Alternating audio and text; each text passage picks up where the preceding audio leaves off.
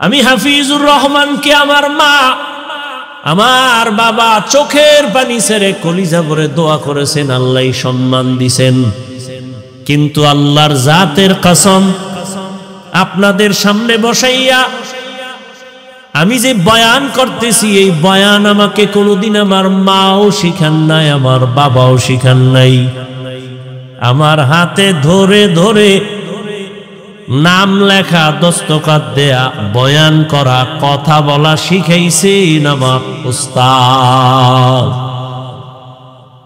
আমার শিক্ষক আমাকে মানুষ বানাইছেন, আর আমার মা বাবা দোয়া করেছেন। এই জন্য যদি কোনো ছাত্র শিক্ষকের সাথে বেয়াদবি করে বরদোয়া নেয়, আল্লাহর জাতের কসম ওর মরণের আগেই গজব চলে আসবে। রাস্তায় চলি, মাঝে মাঝে বহু ল্যাংটা পাগল দেখি, আরবিতে কথা বলে, ইংলিশে কথা বলে। পাগল আবার ইংলিশ কেন বলে, আরবি বলে কেন? চিন্তা ভাবনা করে দেখলাম পাগল হইয়া ইংলিশ শিখে নাই, আরবি শিখে নাই। বড় স্কুল বা মাদ্রাসার ভালো ছাত্র ছিল, বেয়াদবি করে পাগল হয়ে গেছে। জমিনে কোনো মা বাবা সন্তানের জন্য বরদোয়া করে না। জমিনের মধ্যে কোনো শিক্ষক ছাত্রের জন্য বরদোয়া করে না। কিন্তু কষ্ট যখন আসে তখন একটা নিঃশ্বাস বের হয়, আহ, এই নিঃশ্বাস একটা অভিশাপ, একটা নিঃশ্বাস। আসমান থেকে ফয়সালা চলে আসে। قال رسول الله صلى الله عليه وآله وسلم اثنان يعجلهما الله في الدنيا البغي وعقوق الوالدين। পয়গম্বর বলেন, দুইটা অন্যায় আছে যদি করো, শাস্তিটা মরার আগেই হবে। প্রথম অন্যায়ের নাম জুলুম, দ্বিতীয় অপরাধের নাম মা বাবার সাথে বেয়াদবি। জুলুম আবার তিন প্রকার: আল্লাহর সাথে জুলুম, নিজের সাথে জুলুম, অন্যের সাথে জুলুম। আল্লাহর সাথে জুলুমের নাম শিরিক, ইন্নাশ শিরকা লাযুলমুন আযীম। নিজের সাথে জুলুম আবার আলাদা আলাদা। আমি নিজে মানে শুধু ব্যক্তি একা না, কু আনফুসাকুম ওয়া আহলিকুম নারা। আল্লাহ আমাকে হাত দান করেছেন, এটার আলাদা ডিউটি আছে, বিনা কারণে আল্লাহ দেন নাই। 5টা আঙ্গুল দিছেন, এক একটা আঙ্গুলের মধ্যে আবার 4টা করে দাগ আছে, গিরা আছে। কি বলে এলাকায় আঙ্গুলের এগুলের কি বলে? হ্যাঁ, গিরা। এরকম কয়টা আছে এক আঙ্গুলে? 5টায় কয়টা? 5 আঙ্গুলে কয়টা? 20টা করে এখানে গিরা লাগানো আছে, দাগ দেওয়া। এটাও আল্লাহ বিনা কারণে দেন নাই। বান্দা তুমি নামাজ পড়িয়া সালাম ফিরাইয়া 33 বার সুবহানাল্লাহর আমল করো, 33 বার আলহামদুলিল্লাহর তাসবিহ পড়ো, 34 বার আল্লাহু আকবারের তাসবিহ পড়ো। ডান হাতের আঙ্গুল গনে গনে গনে গনে হক আদায় করো। আল-ইয়াওমা নাখতিমু আলা আফওয়াহিহিম ওয়া তুকাল্লিমুনা আইদিহিম ওয়া তাশহাদু আরজুলুহুম ওয়া তাশহাদু আরজুলুহুম বিমা কানু ইয়াকসিবুন। দস্তগোয়াদ মঞ্চুনি দুজদিদা আম, লবগোয়াদ মঞ্চুনি বসিদা আম, চশমগোয়াদ চিদা আম গম জাহারাম, ঘোষগোয়াদ চিদা আম সমরুল কালাম। হাতটা আল্লাহ যেই কাজের জন্য দিছে, ওই কাজে হাতকে ব্যবহার না করা হাতের জুলুম। আল্লাহ 2টো চক্ষু দান করেছেন ডিউটি করার জন্য। আল্লাহর দেওয়া ডিউটিতে যদি ওই চোখ ব্যবহার না করা হয়, চোখের জুলুম। এই চক্ষু দিয়া মা বাবা দেখবা সওয়াব। এই 2টা চক্ষু দিয়া আল্লাহ প্রিয় ওলিদের চেহারা দেখবা সওয়াব। এই 2টো চক্ষু দিয়ে আল্লাহর কোরআন খুলে তাকায় তাকায় দেখবা সওয়াব। এই চোখ দিয়া বান্দা তুমি বাইতুল্লাহ দিয়ে তাকায় থাকবা সওয়াব। যদি এর বাহিরে তাকাও, চোখের জুলুম।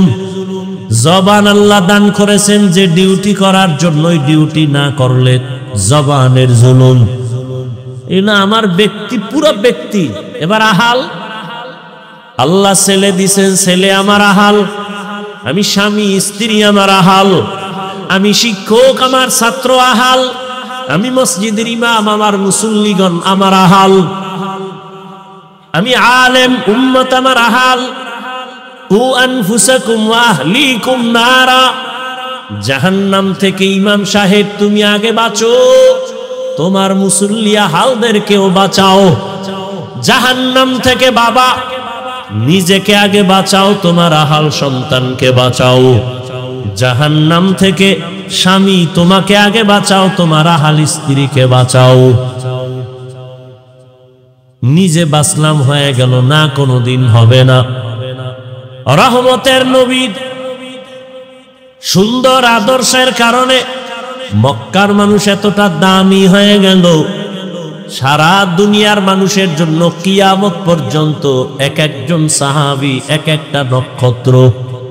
নবী বলেন আসহাবী কান নুজুম, আকাশের তারকার মতো এক একজন সাহাবী উম্মতের হেদায়েতের জন্য।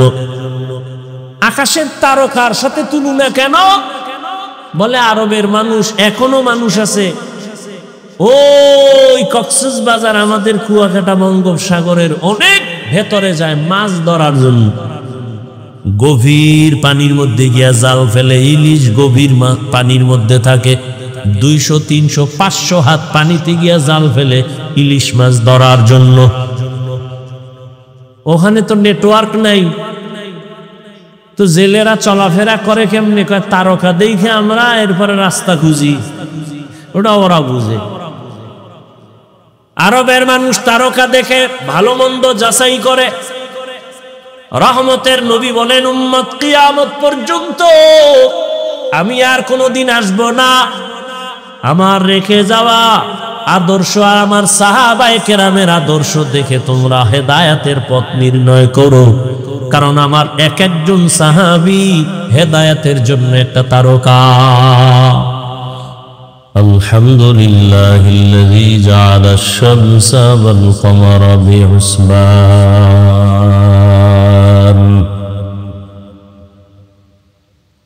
One Nazma wash শাজারা ইয়াসজুদান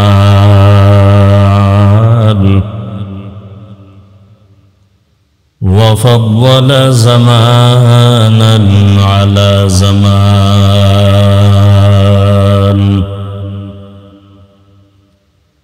كما فضل مكانا على مكان وإنسانا على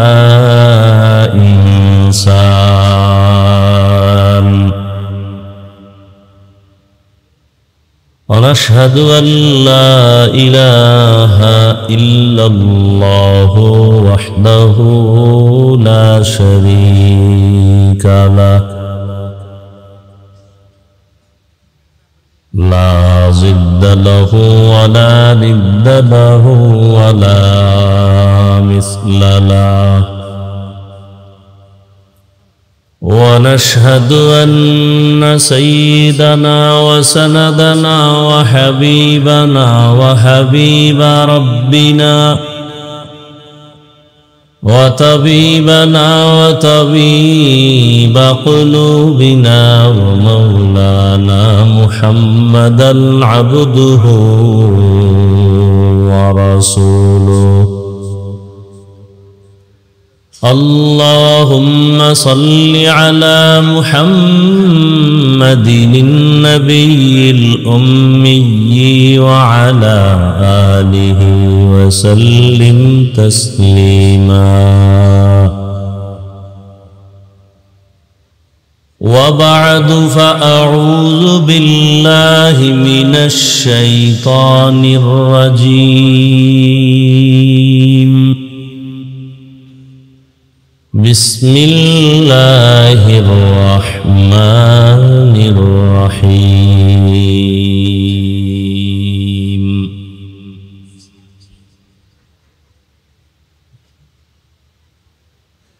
وَلَنَبْلُوَنَّكُمْ بِشَيْءٍ مِّنَ الْخَوْفِ وَالْجُوعِ وَنَقْصٍ مِّنَ الْأَمْوَالِ وَالْأَنفُسِ وَالثَّمَرَاتِ وَبَشِّرِ الصَّابِرِينَ.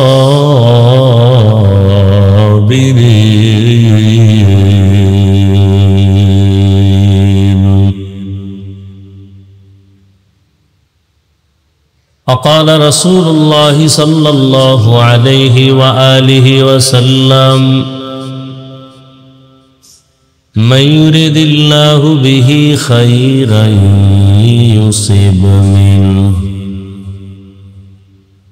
صدق الله مولانا العظيم وصدق رسوله النبي الأمي الكريم، ونحن على ذلك من الشاهدين والشاكرين والذاكرين، والحمد لله رب العالمين.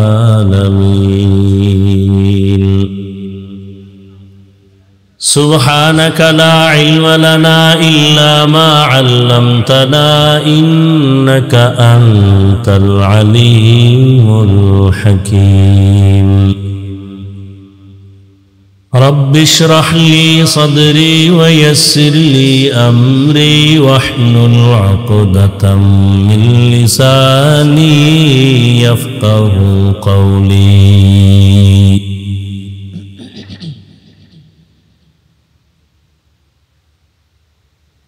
हकीकत खुल जाएगी बवक्त इम्तिहा तेरे,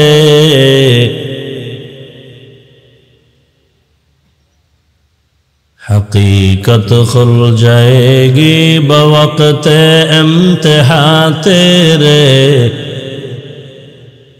कि सुस्ती में या मेहनत में गुजारी जिंदगी तूने, कि सुस्ती में या मेहनत में गुजारी जिंदगी तूने। मुहम्मद ने आकर कुफर को मिटाया,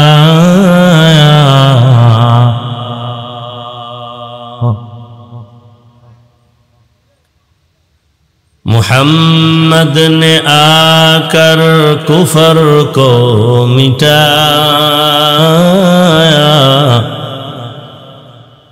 कुफर को मिटा कर सदाकत बताया, कुफर को मिटा कर सदाकत बताया। ইসলামী নবজাগরণ সংগঠন বাংলাদেশ এর উদ্যোগে আয়োজিত বার্ষিক ইসলামী মহাসম্মেলন বুখারী খতম ও মসজিদ মাদ্রাসা কমপ্লেক্স উদ্বোধন উপলক্ষে আজকের এই আয়োজন 19 এপ্রিল 2025। মহতি এ মাহফিলে উপস্থিত মোহতারাম সম্মানিত সভাপতি আল্লামা ইলিয়াস সাহেব দামাত বারাকাতুহুম, উদ্বোধক আমিরে হেফাজতে ইসলাম আল্লামা শাহ মুহিবুল্লাহ বাবু নগরী দামাত বারাকাতুহুম, প্রধান অতিথি আল্লামা ডক্টর আফম খালেদ হোসেন দামাত বারাকাতুহুম, হাটাজারি মাদ্রাসা, বাবুনগর মাদ্রাসা, নানুপুর মাদ্রাসার মোহতামিম সাহেব, হযরতগণ, আরো অনেক উলামায়ে কেরাম এখানে আলোচনা রেখেছেন। আমার আগে যিনি আলোচনা করেছেন ফেনী থেকে আগত শেখুল হাদিস আল্লামা ফরিদউদ্দিন আল মুবারক দামাত বারাকাতুহুম, অন্যান্য অতিথিবৃন্দ, অত্র অঞ্চলের বিভিন্ন স্থান থেকে আগত আল্লাহ পাকের আশিকিন, জাকিরিন, শাকিরিন, মুহিব্বিন, মুরব্বিয়ান এজাম, কলিজার টুকরা আমার সমবয়সী যুবক বন্ধুগণ, স্নেহের ছোট ভাই, পর্দার আড়ালে মা বোনেরা, আল্লাহ পাকের দরবারে শুকর যে আল্লাহ আমাদেরকে সুস্থ রেখেছেন এবং হাজারো মুসিবতের মধ্য দিয়ে লাখো মানুষের ভেতর থেকে বাছাই করে আমাদেরকে এই পবিত্র মজলিস, বেহেশতের বাগান, গুনাহ মাফের মজলিস, তওবা কবুলের মজলিসে আশা ও বসার তৌফিক দান করেছেন। নিয়ামতের শুকর আদায়ার্থে পড়ি আলহামদুলিল্লাহ। দরুদ ও সালাম সৈয়দুল মুরসালিন, রাহমাতুল লিল আলামিন, শফিউল মুজনিবিন, খাতামুন নবিয়্যিন, সৈয়দুস সাকালাইন, ইমামুল মুরসালিন, হযরত মুহাম্মদুর রাসূলুল্লাহ সাল্লাল্লাহু আলাইহি ওয়া আলিহি ওয়াসাল্লামের উপর সর্বোপরি শুকর যাদের অক্লান্ত পরিশ্রমের মাধ্যমে আজ সুন্দর আয়োজন, সময়, পরামর্শ, অর্থ দিয়ে দোয়া করে উপস্থিত হয়ে মাইক, লাইট, প্যান্ডেলের ব্যবস্থাপনার মাধ্যমে সহযোগিতা যারা করেছেন, প্রত্যেককেই আল্লাহ পাকে খেদমতের বরকতে দুনিয়াতে শান্তি, পরকালে চিরমুক্তির ব্যবস্থা করে দিন। উলামায়ে কেরাম যে আলোচনা করেছেন, সকলকেই উলামায়ে কেরামদের কথাগুলো সহি তরিকায় আমল করার তৌফিক দান করেন। উলামায়ে হযরতদের ইজ্জতকে আল্লাহ বেশি বেশি বাড়ায় দেন। যারা বিভিন্নভাবে উলামায়ে কেরামদেরকে ছোট করার জন্য উম্মতের মাঝে ঘৃণা জমানোর চক্রান্ত করে, আল্লাহ তাদের হেদায়েত দান করেন। আমি আপনাদের দোয়া নেওয়ার জন্য হাজির হয়েছি এবং সংক্ষিপ্ত দু চারটি কথা বলার নিয়তে কোরআনে হাকিমের এক আয়াতে কারিমা, নবীজির একটি হাদিসের অংশ পড়েছে।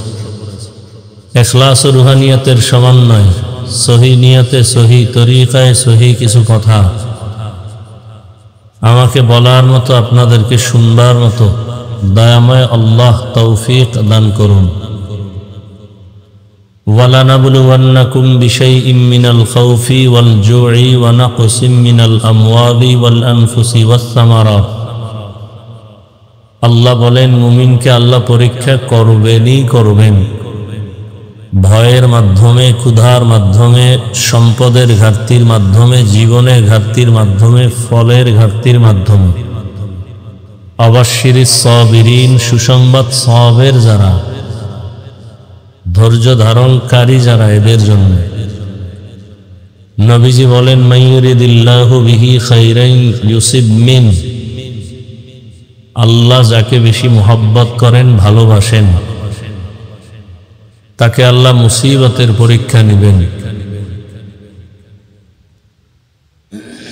দুনিয়াতে আল্লাহ আমাদেরকে পাঠিয়েছেন পরীক্ষা দেওয়ার জন্য। পরীক্ষা দিতে হলে লেখাপড়ার প্রয়োজন, ক্লাস আদান প্রদানের প্রয়োজন, সবক দেওয়া নেওয়ার প্রয়োজন, শিক্ষক ছাত্রের সাথে কথোপকথনের প্রয়োজন। রূহের জগতে সবক আদান প্রদান হয়েছে সমস্ত আত্মার সাথে। এখন পরীক্ষা দরকার। পরীক্ষার হল বানায় আল্লাহ দুনিয়াতে মানুষ পাঠিয়েছেন। এই পরীক্ষায় পাস যারা করবে, তারা দুনিয়ার থেকেই জান্নাতের সুসংবাদ পেয়ে বিদায় নিবে। এবং এই পরীক্ষায় পাস করার জন্য একটা পুঁজি প্রয়োজন, যে পুঁজিটা না থাকলে সে পাস করা অসম্ভব। ওই পুঁজির নাম হলো ধৈর্য। এই ধৈর্য আবার তিন প্রকার। ইবাদতের বেলায় ধৈর্য, গুনাহের ক্ষেত্রে ধৈর্য, মুসিবতের ক্ষেত্রে ধৈর্য। ধৈর্য এমন একটা সম্পদ যেটা অর্জন করতে পারলে আল্লাহ তাকে বড় বড় দুটো পুরস্কার দিবেন। এক পুরস্কার দুনিয়াতে পাবে, আর একটা আখেরাতে পাবে। দুনিয়ার পুরস্কার, আল্লাহ তার বন্ধু হয়ে থাকবেন, ইন্নাল্লাহা মা'আস সাবিরিন। পরকালের পুরস্কার আল্লাহ তাকে বিনা হিসাবে জান্নাত দান করবেন। ইন্নামা ইউওয়াফফাস সাবিরুনা আজরাহুম বিগাইরি হিসাব। সাবিরিন যারা, এরা বেগাইরে হিসাব জান্নাতে যাবে। সেই জান্নাতুল আখিরা, আখিরাতের ফসল কামাই করতে হবে দুনিয়াতে বসে।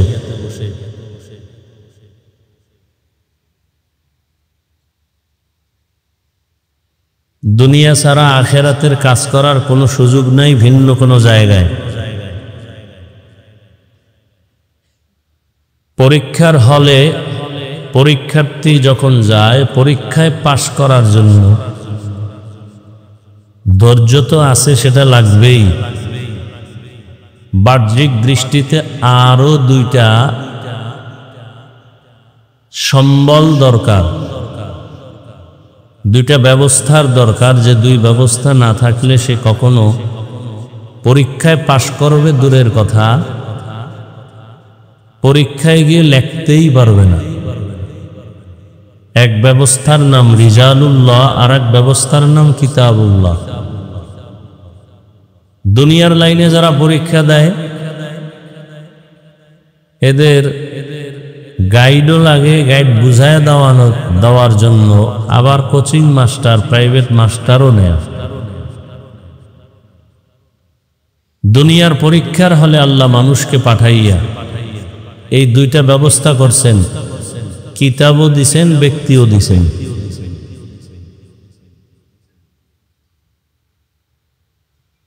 সমস্ত ব্যক্তি আল্লাহর দেয়া, সমস্ত কিতাব আল্লাহর দেয়া। ব্যক্তিদের মধ্যে শ্রেষ্ঠ রহমাতুল লিল আলামিন।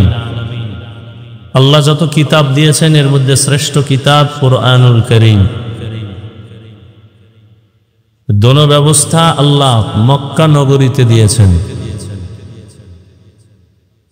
এই দুই ব্যবস্থার কোনো একটা যদি কেউ গ্রহণ করে, ভিন্নটা গ্রহণ না করে, তার ধ্বংস অনিবার্য।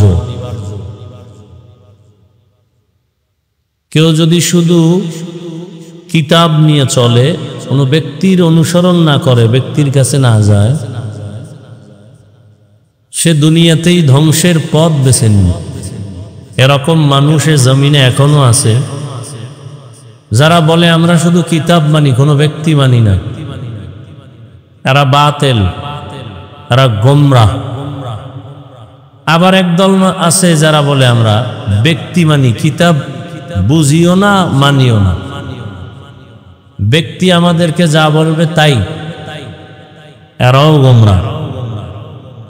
আর যারা বলেন আমরা ব্যক্তিও মানি, আল্লাহর দেয়া কিতাব কোরআনও মানি,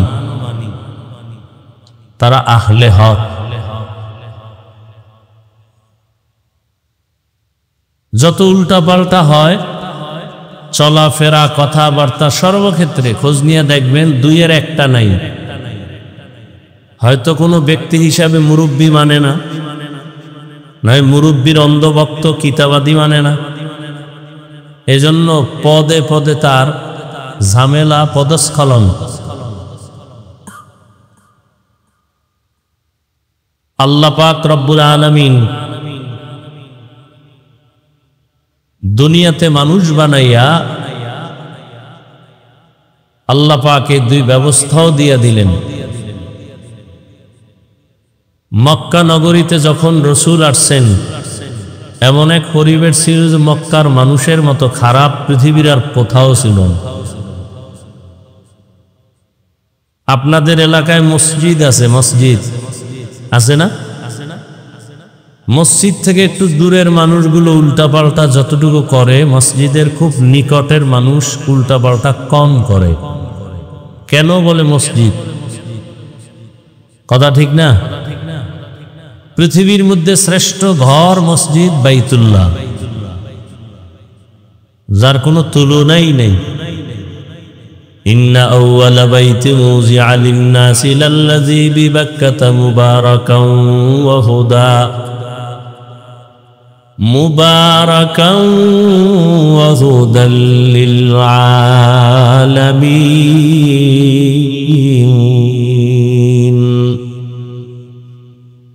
বাইতুল্লাহ এমন দামি একটা ঘর, যে ঘর দেখলেই সওয়াব, শুধু তাকায় থাকবে সওয়াব। বাইতুল্লাহর দিকে যদি কোনো জিয়ারত করনেওয়ালা প্রথম নজর দেওয়া মাত্র অন্তর ভরে যে দোয়া করবে, রহমতের নবী বলেন বাইতুল্লাহ এমন একটা ঘর, প্রথম নজর দিয়া তাকায়া যে কোনো দোয়া করবে সাথে সাথে আল্লাহ কবুল করে ফেলবেন। বাইতুল্লাহর দিকে যতক্ষণ তাকায়া থাকবে কিচ্ছু বলবে না, শুধু তাকায়া থাকবে যতক্ষণ ততক্ষণ শুধু সওয়াব আর সওয়াব। বাইতুল্লাহ এমন একটা দামি ঘর, যার আঙ্গিনার ভেতরে, যার সীমানার মধ্যে কোনো মুমিন যদি বলে আল্লাহ, একবার আল্লাহ বলার বিনিময় 1,00,000 বার আল্লাহ বলার সওয়াব পেয়ে যাবেন। বাইতুল্লাহ এমন একটা ঘর, যেই ঘরের আঙ্গিনার ভেতরে সীমানার মধ্যে যদি কেউ একবার সুবহানাল্লাহ পড়ে, একবার বলার বিনিময়ে 1,00,000 বার সুবহানাল্লাহ বলার সওয়াব আল্লাহ দান করবেন। এত দামি একটা ঘর বাইতুল্লাহ। সব মসজিদ আল্লাহর ঘর। ঢাকার জাতীয় মসজিদ বাইতুল মুকাররম আল্লাহর ঘর, তবে বাইতুল্লাহ বড় দামি। অন্যান্য ঘরের তুলনায় বাইতুল্লাহ তুলনাহীন হেদায়েতের ঘর আল্লাহ বানাইছেন। তাহলে সেই বাইতুল্লাহ এমন দামি ঘর আল্লাহ বানাইয়া, যেই ঘরের দিয়ে তাকাইলেই সওয়াব, সেই ঘরের পার্শ্বের মানুষগুলো খারাপ হলেও একটু কম হবে, এর থেকে দূরের মানুষ আরো খারাপ হবে। কিন্তু বাইতুল্লাহর মানুষ এতটাই চরিত্রহীন যে সারা দুনিয়াতে এদের মতো খারাপ আর কোথাও ছিল না। কারণ কি? এর অনেক কারণ। এর মধ্যে একটা কারণ হলো এরা কোনো মুরব্বী এদের ছিল না, মুরব্বী হারা হয়ে চলতেছিল। ঈসা নবী চলে গেছেন, আমাদের নবী আসবেন, এর মাঝখানে কেউ নাই। এরা এক পর্যায়ে মুরব্বী যখন পায় না বা নেয় না, অটোমেটিক নফস তাদের মুরব্বী হয়ে গেছে। যারা বলে আমরা কোনো মুরব্বী মানি না, কোনো আল্লাহ ওয়ালা মানি না, অটোমেটিক তাদের নফস শয়তান মুরব্বী হয়ে তাদেরকে পরামর্শ দেয়, আর ওই নফসের ধোকায় পড়ে উল্টা পাল্টা করে। যখনই রহমতের নবী আসলেন, মক্কার মধ্যে পরিবর্তন শুরু হয়ে গেল। নবীকে দেখে সবার দিল নরম হয়ে গেল। দীর্ঘ 40 বছর পর্যন্ত নবী কারো কাছে নামাজের কথা বলেন না, রোজার কথা বলেন না, জিকিরের কথা বলেন না, তেলাওয়াতের কথা বলেন না, কোনো দাওয়াত নাই। শুধু নবী সবার সাথে মিলতেছেন, আলোচনা করতেছেন, ব্যবহার দিতেছেন। নবীর ব্যবহারে সব মানুষগুলো মুগ্ধ হয়ে যাচ্ছে, সবার মন আকৃষ্ট হয়ে যাইতেছে যে একটা নিরেট মানুষ। আর আল্লাহ রহমতের নবীর চেহারা মোবারকের মধ্যে রহমত দান করেছিলেন, দেখলেই মায়া লাগত। এটা রসুলের বিশেষত্ব।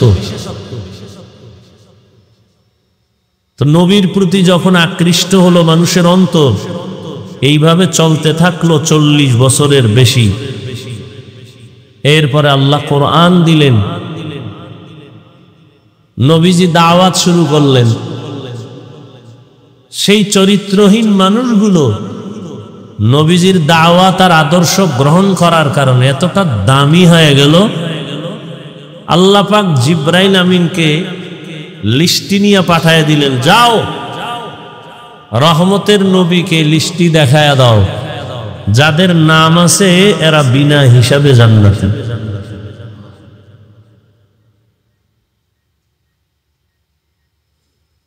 রসূলের আদর্শ তারা গ্রহণ করার কারণে, এজন্য নবী বিদায় বেলা চ্যালেঞ্জ দিয়ে গেছেন গোটা দুনিয়ার উম্মতের সামনে।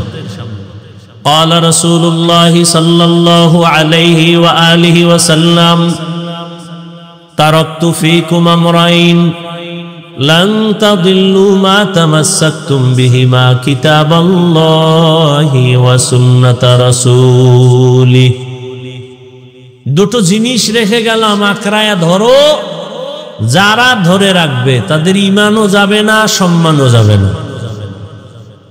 বর্তমান দুনিয়াতে আজও ১৫০০ বছর পরে এই দুই জিনিস যারা ধরে রাখছে, কোরআন এবং রসুলের আদর্শ সুন্নাত, এরা আজও সম্মানে আছে, শান্তিতে আছে, ঈমানেও আছে। আর যাদের কাছে দুটো নাই, টাকা আছে, বাড়ি গাড়ি আছে, সম্মানও নাই, শান্তিও নেই। কত বিল্ডিংওয়ালা বিল্ডিং ছেড়ে জঙ্গলে ঘুরে, কত টাকাওয়ালার টাকা ব্যাংকে পড়ে আছে, বংশের কেউ ভোগ করতে পারে না। কারণ একটা সম্মান বান্দা নিজে কিনে টাকা দিয়া, আর একটা সম্মান আল্লাহ দান করেন।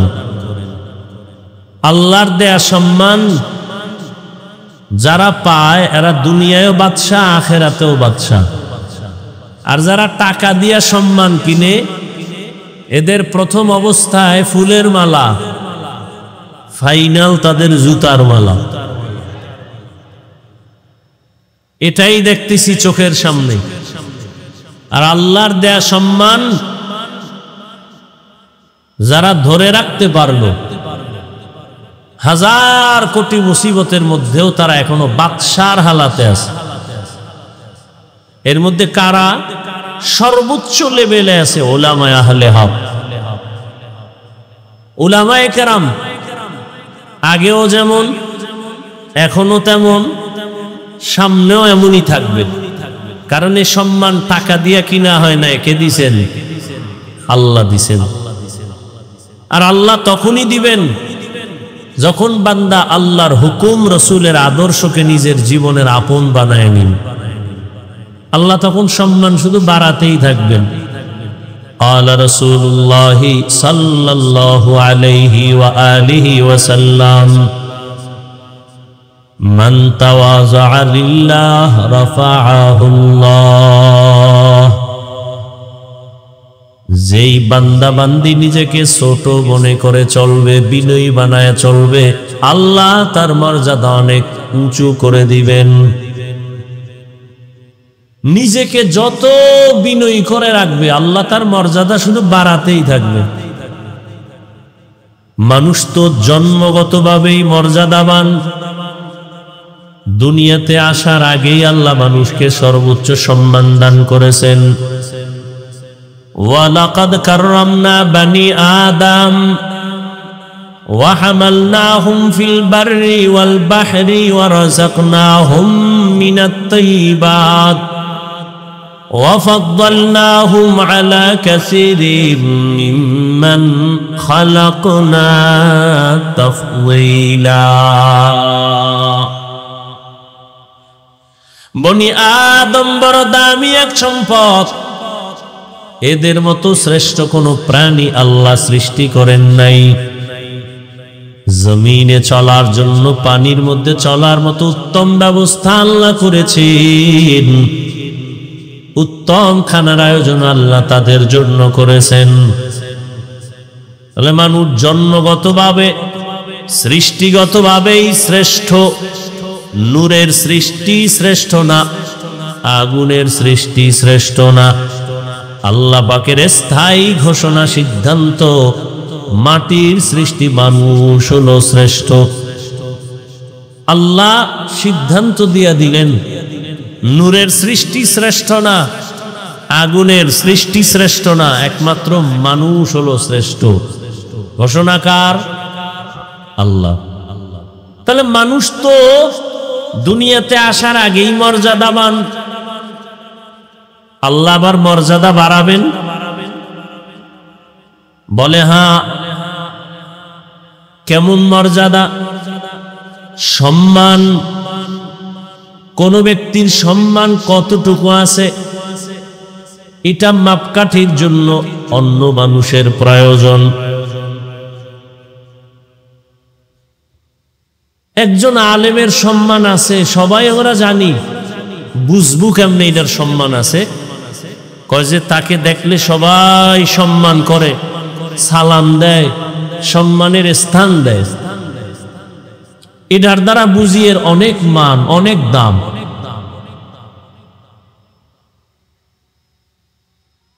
তো একজন ব্যক্তি খুব বিনয়ী হয়ে চলে, তাকে 100 লোক মহব্বত করে, 500 লোক মহব্বত করে, 5000 মানুষ তাকে সম্মান করে। নবী বলেন বিনয়ী হয়ে চলো, সারা দুনিয়ার মুমিন তোমাকে সম্মান করবে। আরো বিনয়ী হও, বিধর্মীরাও তোমাকে সম্মান করবে। তুমি আরো বিনয়ী হও, শুধু মানুষ না, ভিন্ন প্রাণীরাও তোমাকে সম্মান করবে। যেমন রহমতের নবী রাস্তা দিয়ে চলতেছেন, রাস্তার দুপার্শ্বের গাছ নত হয়ে রসুলকে সালাম জানায়। কেমন রহমতের নবী আমার! নবী রাস্তা দিয়ে হাঁটেন, জঙ্গলের প্রাণী বারবার রহমতের নবীরে সালাম জানায়। রহমতের নবীর এত সম্মান, দুধের বাচ্চাগুলো নবীকে দেখে সালাম দেয়।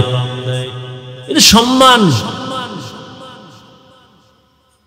রহমতের নবীর পরে বর্তমান দুনিয়াতে বহু আল্লাহর প্রিয় গোলাম আছেন, আল্লাহর বড় মহাব্বতের গোলাম।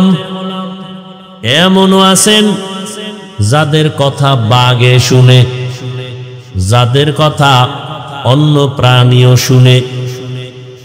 কারণ এটা সম্মান আমার আল্লাহ দান করেন, আর এই সম্মানটা বারে বিনয়ী হওয়ার কারণে। যত বিনয়ী হবে, নরম হয়ে চলবে, আল্লাহ তার মর্যাদা শুধু বাড়াতেই থাকবেন।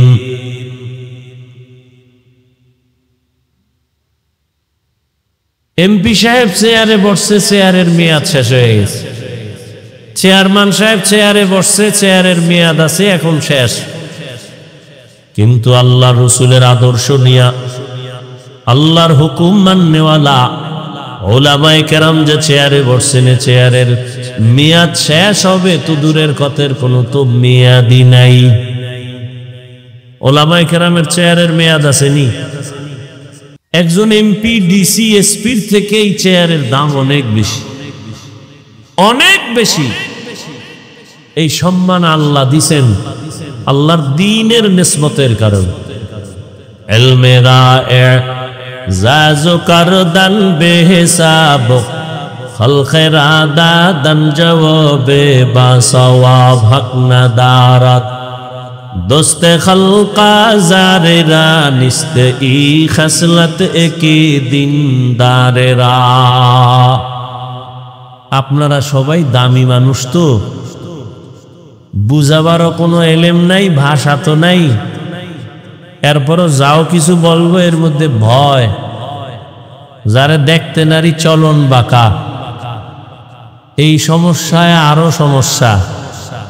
বয়ান কি করব?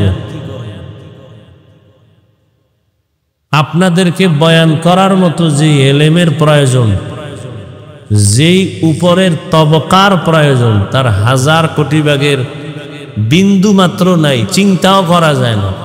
এরপরও কেন দাওয়াত দেয় আমাকে, তাও আমি বুঝি না।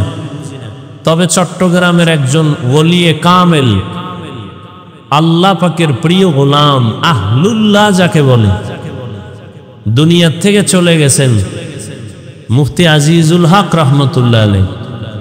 তার কথা আমাদের মুরব্বীদের জবানে শুনছি, জীবনীতে দেখেছি, এগুলো নকল করি। যে বয়ান যে আমরা করি, আমরা তো বড় বক্তা, আন্তর্জাতিক মানের বক্তা। এই যে বয়ান করি, বয়ান করার মধ্যে এলেম আমলের কোনো দখল থাকে না, বাহাদুরি চলে না। যে বয়ান হয়,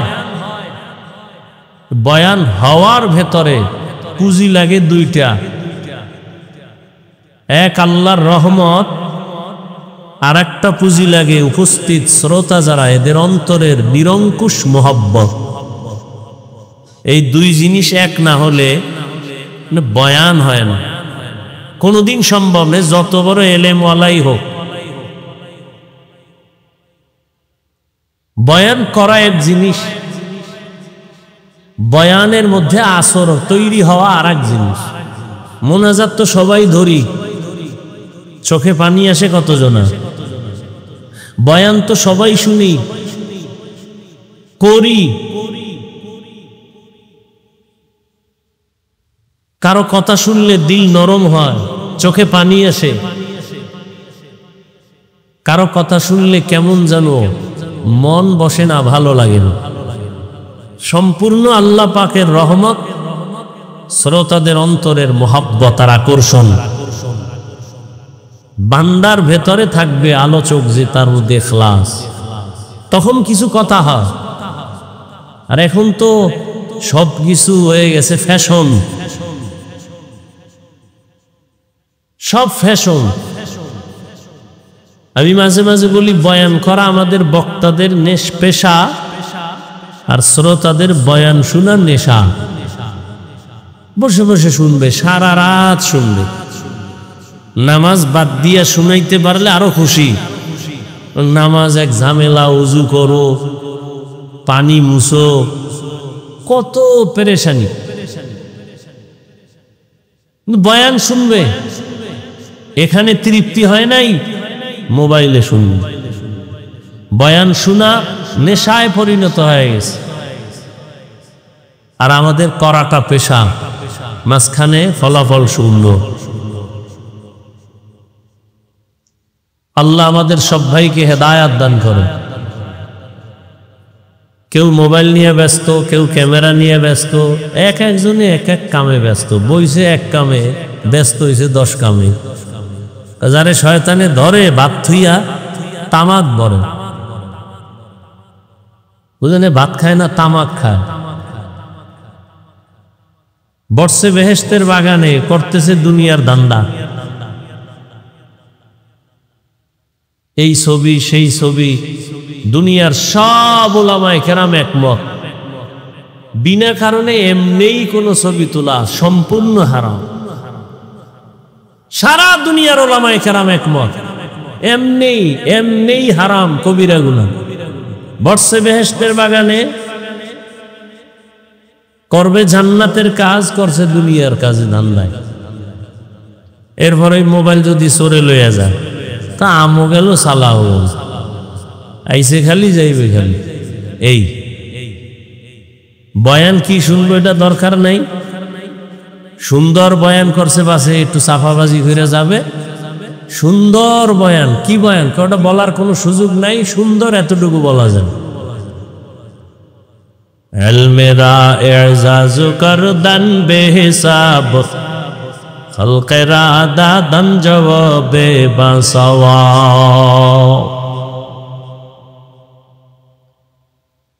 রহমতের নবী, যার কোনো গুনাহ নাই, কেউ সন্দেহ করলে তার ঈমান চলে যাবে। সেই রহমতের নবী কতটা বিনয়ী হয়ে চলেন। মক্কার চরিত্রহীন মানুষগুলো নবীর এত আশেক। কেমন বিনয়ী নবী আমার! 63 বছর হায়াতে কখনো রহমতের নবী কাউকে একটা গালি দেন নাই।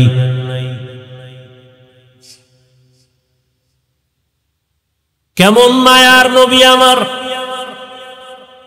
রহমতের নবীর জীবনে ভুলেও কোনোদিন একটা মিথ্যা কথা বলেন নাই, কাউকে একটা গালি দেন নাই।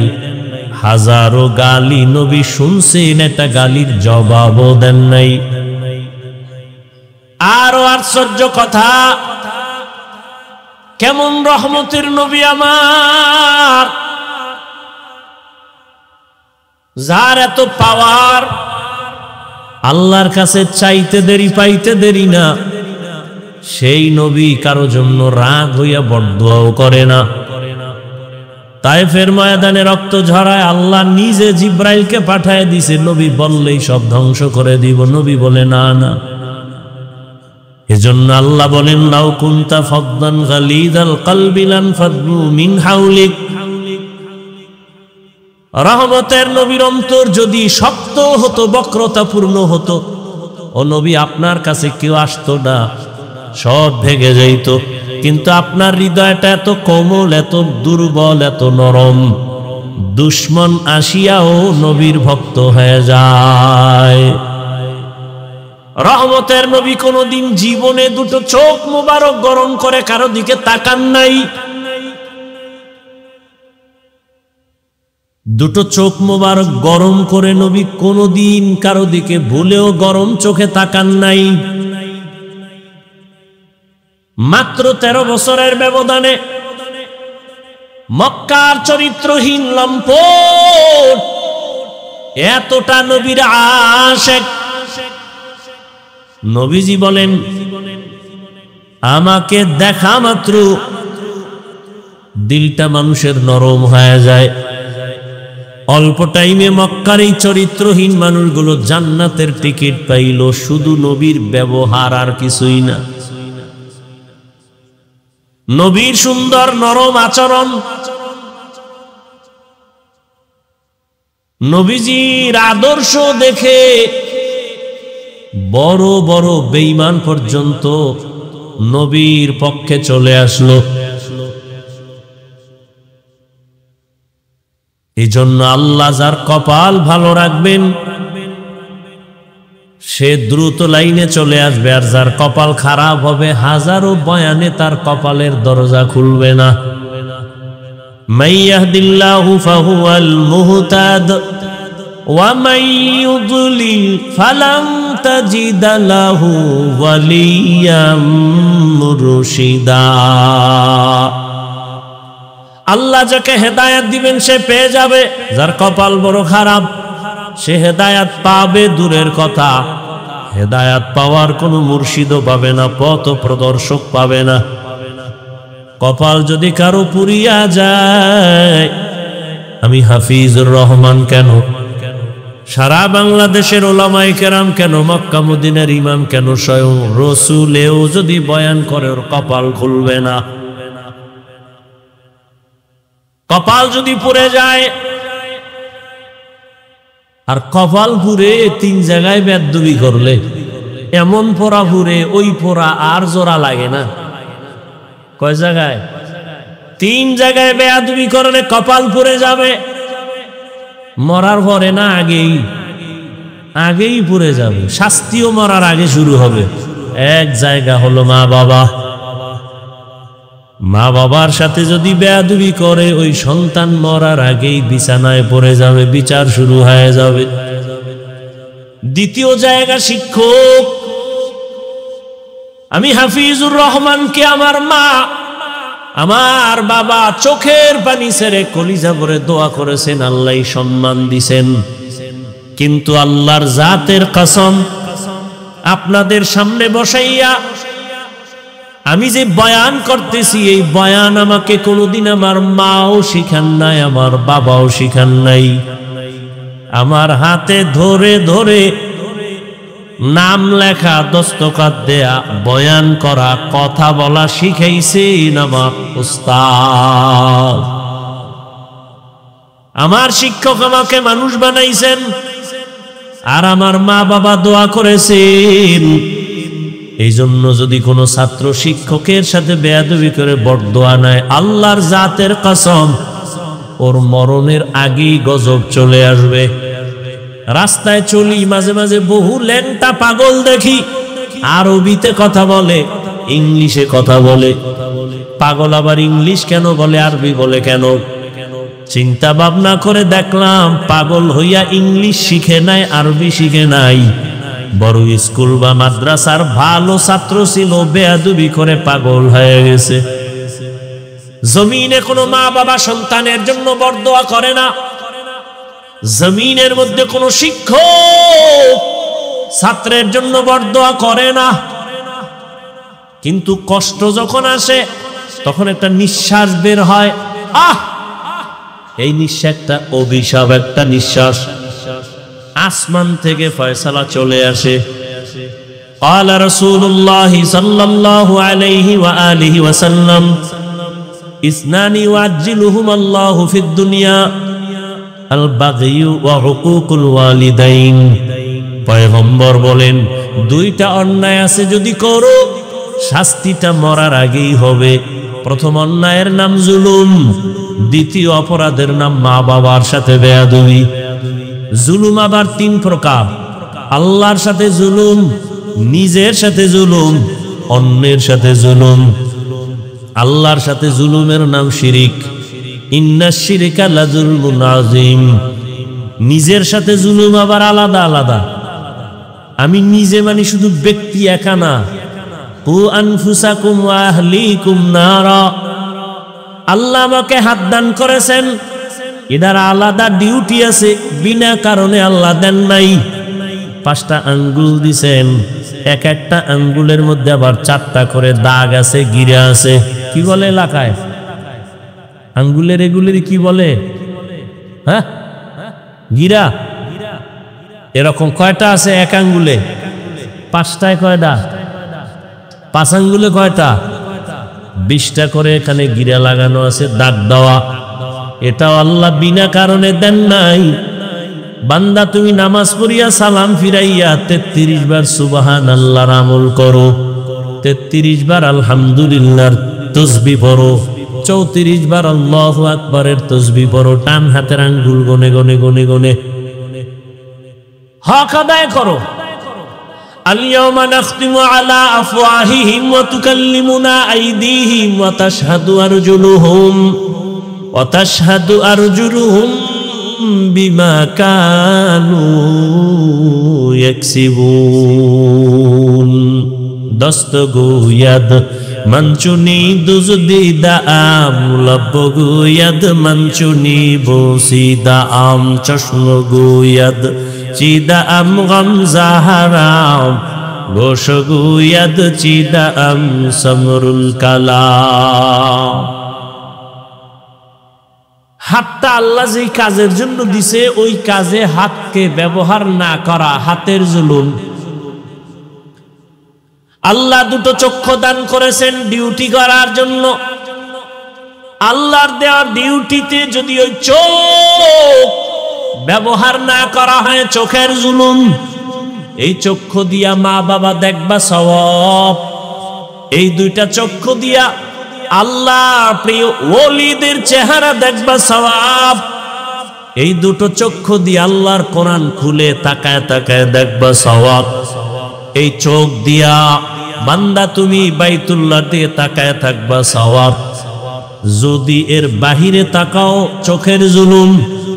জবান আল্লাহ দান করেছেন যে ডিউটি করার জন্য, ডিউটি না করলে জবানের জুলুম। এই না আমার ব্যক্তি, পুরো ব্যক্তি। এবার আহাল, আল্লাহ ছেলে দিছেন, ছেলে আমার আহাল। আমি স্বামী, স্ত্রী আমার আহাল। আমি শিক্ষক, আমার ছাত্র আহাল। আমি মসজিদের ইমাম, আমার মুসল্লিগণ আমার আহাল। আমি আলেম, উম্মত আমার আহাল।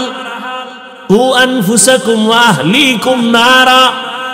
জাহান্নাম থেকে ইমাম সাহেব তুমি আগে বাঁচো, তোমার মুসল্লিয়া হালদেরকেও বাঁচাও।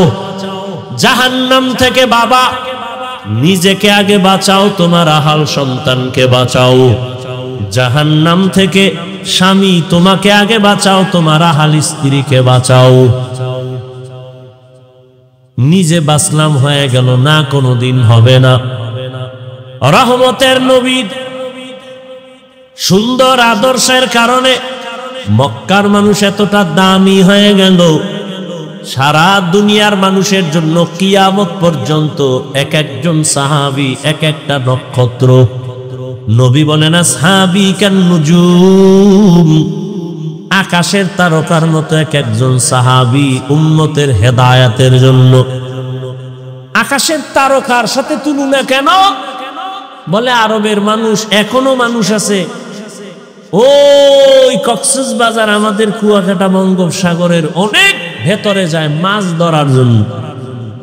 গভীর পানির মধ্যে গিয়া জাল ফেলে, ইলিশ গভীর পানির মধ্যে থাকে, 200, 300, 500 হাত পানিতে গিয়া জাল ফেলে ইলিশ মাছ ধরার জন্য। ওখানে তো নেটওয়ার্ক নাই, তো জেলেরা চলাফেরা করে কেমনে? কয় তারকা দেখে আমরা এরপরে রাস্তা খুঁজি, ওটা ওরা বুঝে।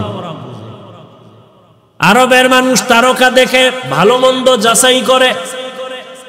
রহমতের নবী বলেন, উম্মত কিয়ামত পর্যন্ত আমি আর কোনোদিন আসব না, আমার রেখে যাওয়া আদর্শ আর আমার সাহাবায়ে কেরামের আদর্শ দেখে তোমরা হেদায়েতের পথ নির্ণয় করো, কারণ আমার এক একজন সাহাবী হেদায়েতের জন্য একটা তারকা।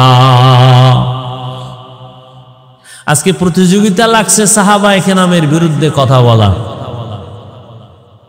আছে না নাই? কোন হিন্দু কিন্তু এই প্রতিযোগিতায় নাই, ইহুদিও নাই, খ্রিস্টান নাই, বৌদ্ধ নাই, বিধর্মীরা নাই, নামদারি মুসলমানরা প্রতিযোগিতায় লাগছে। বাংলার জমিনের মধ্যে বসিয়া ওমরে ফারুক রাদিয়াল্লাহু তাআলা আনহুকে ভণ্ড বলার মতো সাহস করনেওয়ালা টুপিওয়ালাও আছে।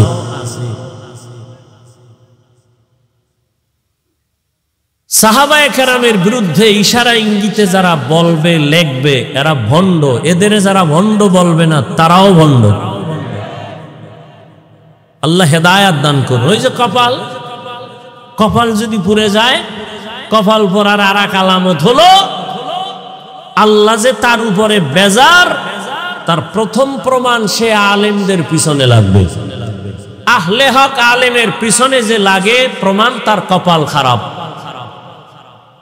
মা বাবার সাথে বেয়াদবি, শিক্ষকের সাথে বেয়াদবি। 3 নাম্বার হলো উলামায়ে কেরাম মুরব্বীদের সাথে বেয়াদবি। এই ছোট্ট বয়সে যা দেখলাম, এই 3 জায়গায় বেয়াদবি করিয়া একজনও দুনিয়াতে সফল হতে পারে নাই। এই অল্প বয়সে অনেক কিছু দেখছি। 2004 সালে আমি দাওরা শেষ করলাম। আমাদের ক্লাসে একটা ছাত্র ছিল বড় ভালো, কিন্তু হুজুরদের সাথে উল্টা পাল্টা করতো, মা বাবার সাথে। দেখছি চোখে তাকায় যে বাবা মোনাজাত দিয়া বড় দোয়া করে, আল্লাহ ধাক্কাইয়া দেওবন্দে লয়ে গেছে। 1 নম্বরে পাস আইছে বাংলাদেশে। নাম কইলে ফেসবুকের গোলামরা সবাই চিনবে, যাদের জীবন মরণ ফেসবুক, এবং মাও জীবন না, বাবাও না, বাপ ছাড়তে রাজি, মা ছাড়তে রাজি, ভাই ছাড়তে রাজি, মাদ্রাসা ছাড়তে রাজি, সব ছাড়বে, মোবাইলের এই গজবের পথ ছাড়বে না। ও এটা নিয়া দুনিয়াও বরবাদ করবে, আখেরাতও বরবাদ করবে, মান্যত করে ফেলেছে। এরা চিনবে নামটা বললেই, বিশেষ করে আমাদের মাদ্রাসার লাইনে। এত ভালো ছাত্র বাংলাদেশে কোথাও 1 মাসের বেশি থাকে না। এক জায়গায় মাইরও খাইছে শুনছি। আমার দ্বারা একদিন আইছে মাদ্রাসায় ঢাকাতে, একটা ওয়াজ নিবে, তোরে ওয়াজ দিব না জীবনে। তো চোখের সামনে শুধু একটা না, হাজারও দেখতেছি। এই 3 জায়গায় যারা বেয়াদবি করে এরা দুনিয়াতেই বিফল, সব ধ্বংস এদের। আজকে বাংলাদেশে এত ঝামেলা কেন? একমাত্র উলামায়ে কেরামের সাথে বেয়াদবির ফলাফল। নাচতে বলেন কেন? দালাল দালাল ভাব। উল্টা আমগো দালাল কন না, আমগো চেহারা দেখলে মনে হয় দালাল। উলামায়ে কেরাম যদি কোন সুদখোরের কাছে যায়, বুঝতে হবে তার রং ঠিক রেখে যদি যায়, তাহলে সুদখোরের রং লাগায় নাই, বুঝতে হবে তাহলে ইসলামের স্বার্থে গেছে, দুনিয়ার স্বার্থে না। যদি সুদখোরের কাছে যাইয়া তার রঙে রঙিন হয়ে যায় হুজুর, তাহলে বোঝা গেল উদ্দেশ্য ভিন্ন। কিন্তু উলামায়ে কেরাম তার অস্তিত্ব ঠিক রেখে যদি আওয়ামী লীগের কাছে যায়, বিএমপির কাছে যায় স্বার্থে, হাটহাজারীর হুজুর গেছেন দিনের স্বার্থে, আওয়ামী লীগ হতে যান নাই, বিএমপির কাছে গেছেন, মুফতি আমিনী রহমতুল্লাহ আলাইহি, হাজারো আলেম দ্বীনের স্বার্থে গেছেন, মাদ্রাসার স্বার্থে গেছেন, কোরআন হাদিসের অস্তিত্ব ঠিক রাখার জন্য গেছেন, বিএমপির গোলাম হতে যান নাই।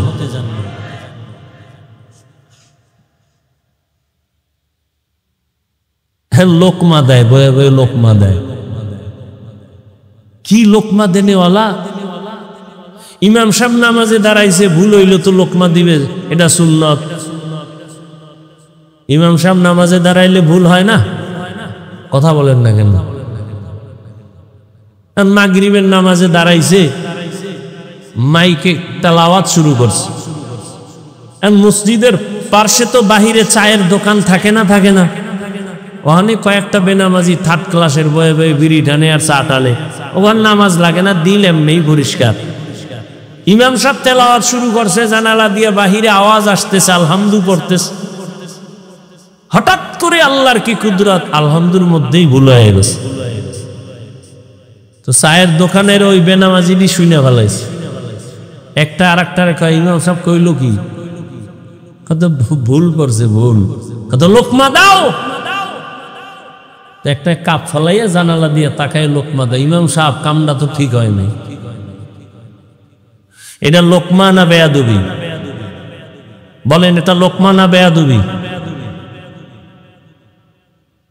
খবরদার, লোকমা দিও, বেয়াদবি করিও না। বলে গেলাম, লোকমা দিও, বেয়াদবি করিও না, মরার আগে পঙ্গু হয়ে যাবি। এখন লোকমা দেবে কারা? বলেন, মুসল্লিরা। ইমামের পিছনে মুসল্লি আছে 500। এরা সবাই যদি একটা লোকমার নিয়তে চিৎকার দেয়, তো চাইয়ে দেখবে যে ইমাম নাই, জাকাতে স্টপ করছে। হবে? লোকমা কিভাবে দিতে হবে? নিয়ম আছে না নাই? পেছনে একজন যোগ্য ব্যক্তি দাঁড়াবে। কার পিছনে? ইমামের পেছনে। যোগ্য ব্যক্তিকে সভাপতি, এলাকার বড় সুদখোর। কি না, তার সভাপতি বানাইছেন কেন? এলাকার বড় সুদখোর, সে যোগ্য, নাইলে আরে মসজিদের সভাপতি বানাইছেন কেন? মসজিদের সেক্রেটারি কেন?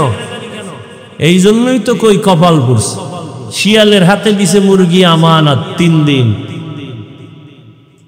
শিয়াল কয় দোয়াও চাই, মাফও চাই।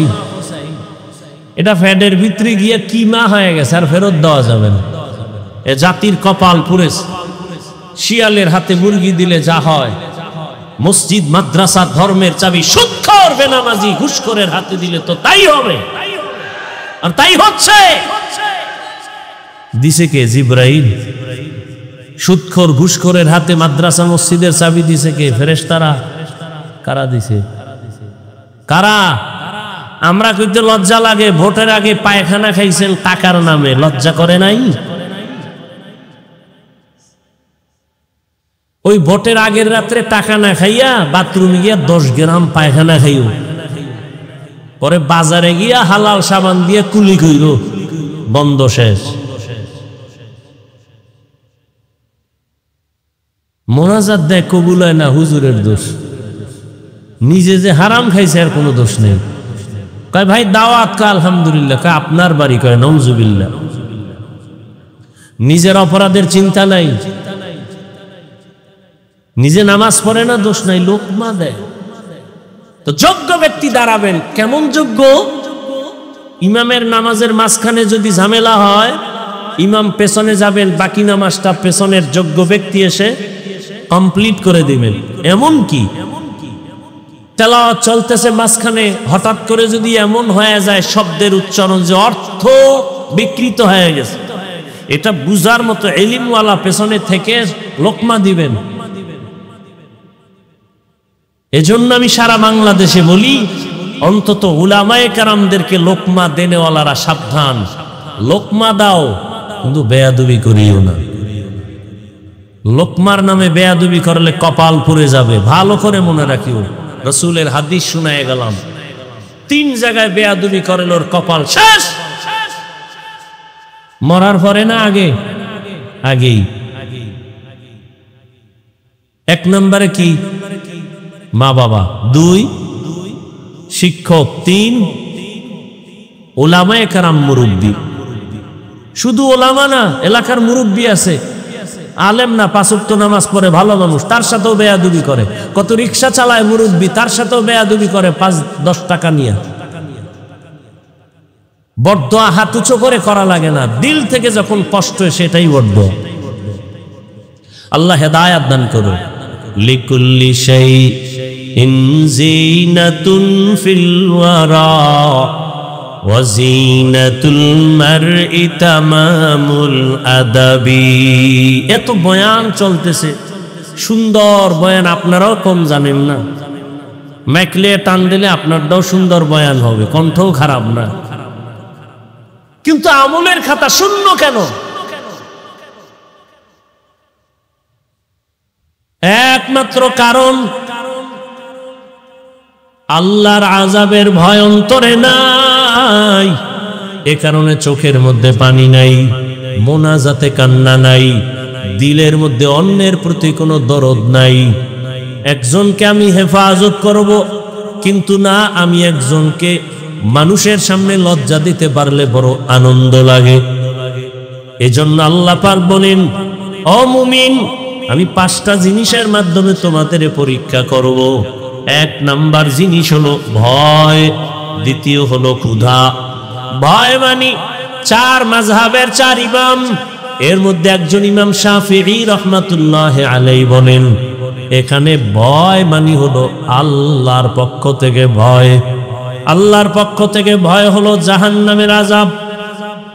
যেই ভয়টা আল্লাহ আমার নবীকেও দিলেন, ইয়া আইয়ুহান নাবিয়্যুত্তাকিল্লাহ ওয়া লা তুতি'ল কাফিরিনা ওয়াল মুনাফিকিন। ও নবী, আপনি আমাকে ভয় করেন, কাফের মুনাফিকের অনুসরণ করবেন না। আর একটা ভয় হলো বেঈমানের পক্ষ থেকে ভয়। ফিলিস্তিনের জমিনের ভেতরে ইসরায়েলি কুকুরদের ভয়, ওরা বলে আল্লাহকে মানলে তোমাদেরকে মেরে ফেলা হবে। এই ভয়কে জয় করবে আল্লাহর মুহাব্বতের বান্দা, জীবনকে বিসর্জন দিয়া দিবে। হাজারো প্রতিকূলতা আসবে, আল্লাহর ভয় আসলটা অন্তরে যখন রাখবে, তখন দুনিয়ার ভয় তার সামনে কিছুই না। এরে নবীর আশিক, আজকে মুসলমানের উপরে এত বিপদ। বাংলাদেশের মুসলমান আমরা মায়ের কোলে আছি, মনে করি আমগো বিপদ নাই।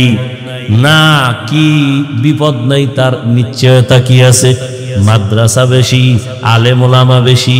আরে ভাই, এর থেকে তো ভারতের মধ্যে মাদ্রাসা আরো বেশি ছিল, আলেম ওলামা অনেক ছিল। হাজার হাজার মাদ্রাসা ধ্বংস করে দিল, হাজারো হাজারো আলেম ফাঁসির মধ্যে ঝুলাইয়া গাছে টানাইল ব্রিটিশ বেঈমানেরা। স্পেনের জমিন 800 বছর পর্যন্ত মুসলমান শাসন করলো। যেই স্পেনের মধ্যে 30 খণ্ড তাফসীর লেখা হলো, তাফসীরে কুরতুবী। আজকে স্পেনের মধ্যে আজানের ধ্বনি নাই, সব ধ্বংস হয়ে গেল। মুসলমানকে আগুনে পুড়িয়া ভূমধ্য সাগরে সব শেষ করে দিল। ইহুদি বেঈমানরা মিছিল করলো, আনন্দ মিছিল। ওই দিনটা ছিল এপ্রিলের 1ম তারিখ, 1 এপ্রিল। 1 এপ্রিল মুসলমানের কান্নার দিন, বেঈমান ইহুদিদের আনন্দের দিন। কিন্তু মুসলমান বুঝে না, এপ্রিল ফুল পালন করতে গিয়া মুসলমানেরাও আনন্দ করে লাফায়।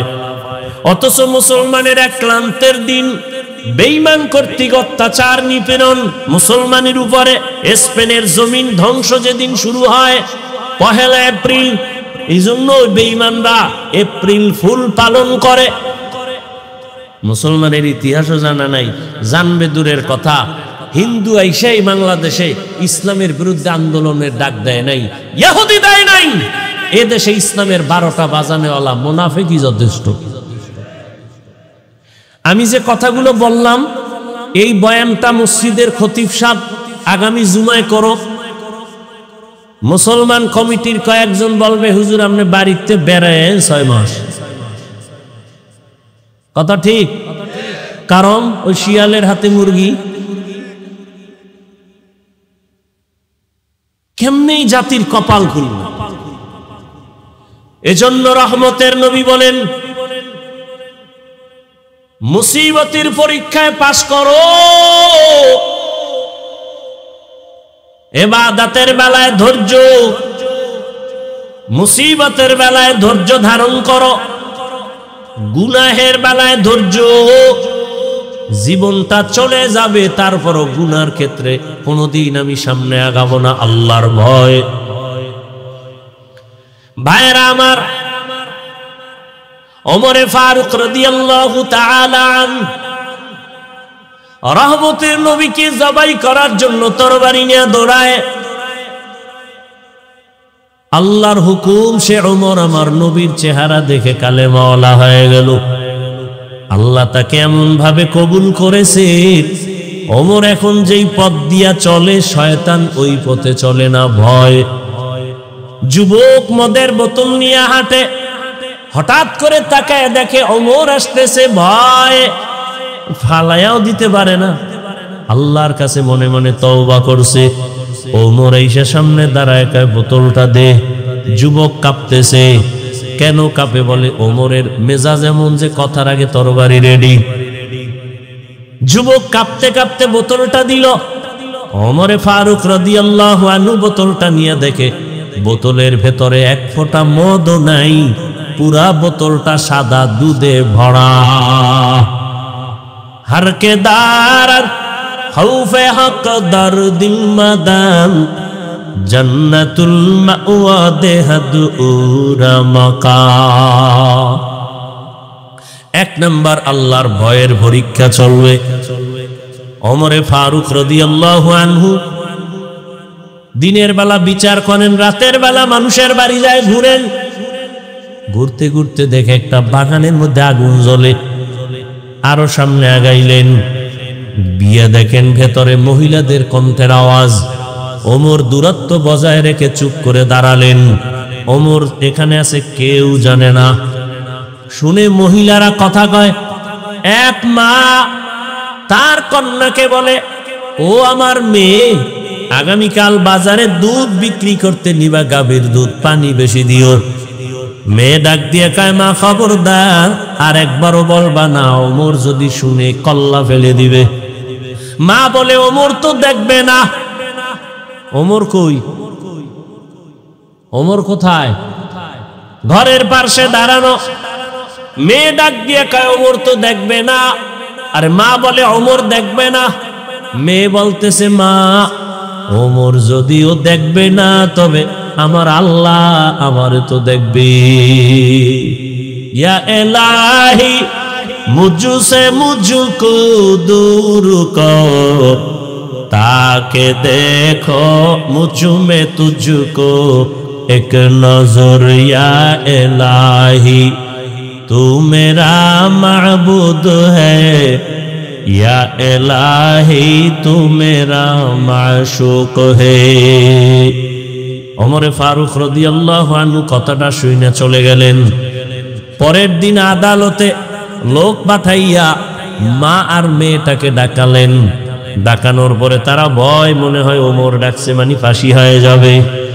সম্মানের সাথে মেহমানদারি আপ্যায়ন করালেন।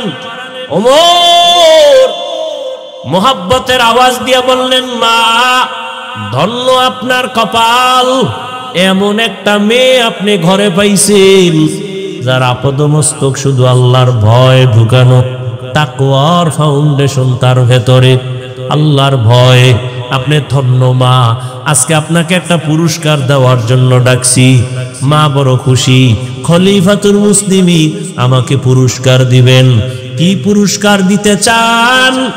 ওমরে ফারুক বলেন, আপনি যদি খুশি হন আর রাজি হন, আপনার ওই কন্যাটা, মেয়েটা আমি ওমরের ছেলের বিবাহের বন্ধনে নিতে চাই।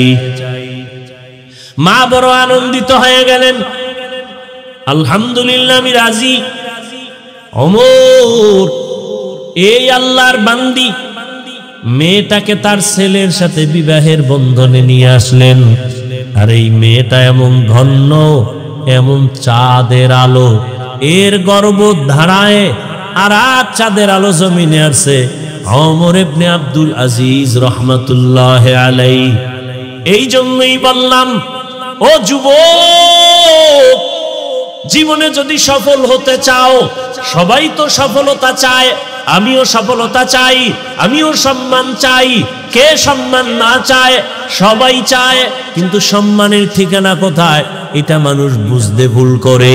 সম্মান আর সফলতা আসবে তিন জায়গার দোয়া: মা বাবার দোয়া, শিক্ষকের দোয়া, উলামায়ে কেরামের দোয়া, নেক নজর।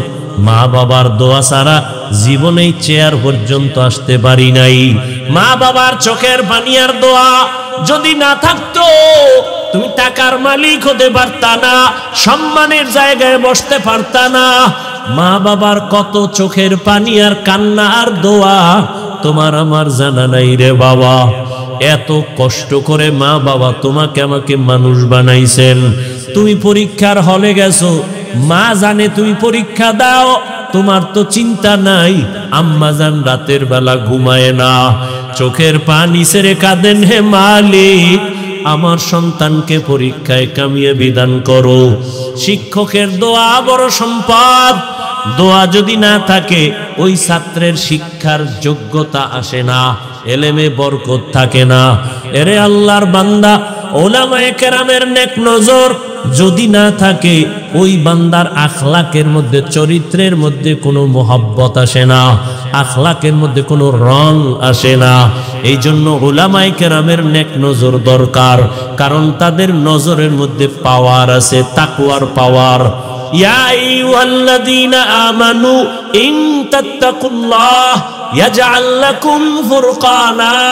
আল্লাহর দেওয়া পাওয়ার, এর নাম ফুরকান। হাদিসের ভাষায় পাওয়ারের নাম ফিরাসাত। ইত্তাকু ফিরাসাতাল মুমিন ফাইন্নাহু ইয়ানজুরু বিনুরিল্লাহ। আল্লাহ তাআলা ফিরাসাতের পাওয়ার দান করেন। আল্লাহর প্রিয় গোলাম, কোন বেঈমান বেনামাজিকে এই পাওয়ার আল্লাহ দিবেন না। আল্লাহ পাওয়ার দান করেন। এরা অনেক কিছু দেখেন ওই পাওয়ার দিয়া, যেটা তুমি আমি দেখতে পাই না। তবে এরা চামড়ার চোখ দিয়া দেখেন না, আল্লাহর দেওয়া নূরের আলো দিয়া তারা দেখতে পান। ওমরে ফারুক রাদিয়াল্লাহু আনহু আল্লাহর কাছে এতটা দামি হয়ে গেলেন, রহমতের নবী বলেন, লাউ কানা বাদি নাবিয়্যুন লাকানা উমর। আমার পরে আল্লাহ যদি নতুন নবী কাউকে বানাইতেন, ওমর হতো আমার পরের নবী। ও আমার ভাইরা, ও যুবক বাবারা, পর্দার আড়ালের মা বোনেরা, কয়দিন দুনিয়ায় বাঁচবেন? চোখের সামনে শুধু মরণের লাশ আর লাশ। একটা সন্তানকে মানুষ বানায় যান, ডাক্তার বানান, বাধা নাই, মানুষ বানাইয়েন মানুষ। ডাক্তার হওয়া আলাদা, মানুষ হওয়া আলাদা। মাওলানা হওয়া আলাদা, মানুষ হওয়া আলাদা।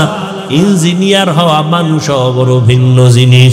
আমি বক্তা হইছি ঠিক, আমি পীর হইছি ঠিক, তবে মানুষ হইতে পারলাম কিনা চিন্তা। গর্বা সুরত আদমি ইনসাবুদে আহমদ আবু জাহলো হামেক সাবুদে। মানুষ হওয়া বড় কঠিন জিনিস। এজন্য সন্তানটারে ডাক্তার বানাবেন, ইঞ্জিনিয়ার বানাবেন, প্রফেসর বানাবেন, কোনো বাধা নাই। তবে দাবি খবরদার যেন সন্তান বেয়াদব না হয়। আপনার সন্তানের ব্যবহারে যেন আলেম কষ্ট না পায়, সন্তানের আচরণে মা বাবা কষ্ট না পায়, সন্তানের ব্যবহারে কখনো যেন শিক্ষক কষ্ট না পায়। ডাক্তার যদি হও যুবক, আদর্শমান আদবওয়ালা ডাক্তার হইও। হাটহাজারী আর চট্টগ্রাম না, কপাল যদি খুলে যায় ডাক্তার হইও, দেখবা সারা দেশের মধ্যে তোমার সম্মান। তবে এই সম্মানের জায়গা পেতে হলে মা বাবার দোয়া লাগবে, শিক্ষকের দোয়া লাগবে, আলেমদের দোয়া লাগবে, না হয় সম্ভব না। আর বেয়াদবি কইরা যদি ডাক্তার হও, তাসনিমের মতো জুতার বাড়ি খেয়ে জমিন থেকে পালাতে হবে। ইঞ্জিনিয়ার হও, সম্মানের ইঞ্জিনিয়ার, আদর্শবান। ও যুবক, বয়ান করি মুসলমানের একদল তো আমগো ঢিল সুরে সুরে বলে, নবীজি বেঈমানের দাওয়াত দিছে, তোমরা কেন মুসলমানের দাওয়াত দাও? কত কথা, কথা তো আমারও এইটা, আপনাদের কেন বয়ান করব? আজকে তো হিন্দুদের বয়ান করলে ভালো হইতো, ইহুদিদের বয়ান করব। চট্টগ্রামের পাহাড়ি অঞ্চলে খ্রিস্টান মিশনারিরা কতই না ঝামেলা করতেছে, ওখানে বয়ান করা দরকার। পঞ্চগড় অঞ্চলে গিয়া কাদিয়ানি বানাচ্ছে, ওখানে বয়ান করা দরকার। কিন্তু টাইম কই? ফজরের পরে বয়ান, জোহরের পরে বয়ান, আসরের পরে বয়ান। ওই যে পরশুদিন না আগের দিন বৈরী আবহাওয়া, বৃষ্টি, বিবেরিয়ার প্রোগ্রামে যেতে পারি নাই, যাইতে পারি নাই। রেডি 10টা থেকে, হেলিকপ্টারে নিবে, পাগল হয়ে গেছে আবেগ, যেতে পারি নাই। হেলিকপ্টারে যেতে হবে, এত টাকার বাহাদুরি, যাইতেই হবে। কিন্তু মাওলায় যদি কবুল না করে কেমনে যাব? সবাই দেখতেছে, এরপরও মানুষ যেতে পারি নাই। বললাম একটা আলাদা প্রোগ্রাম গাড়িতে গিয়া চেষ্টা করব দেওয়ার, না উল্টা পাল্টা। আমি মাদ্রাসায় ব্যস্ত, বিভিন্ন কাজ, বর্তমান বছরের শুরু, ছাত্রদের নিয়ে ঝামেলা। একটা ছাত্র উল্টা পাল্টা করছে, নিয়ে ঝগড়া করতেছি, ফট করে মোবাইল সামনে এনে দিছে। কোথায় মোবাইল, কার সাথে কথা বলবো, চিনি না কার সাথে। আমি আছি এক ব্যস্ততায়, মেজাজ গরম।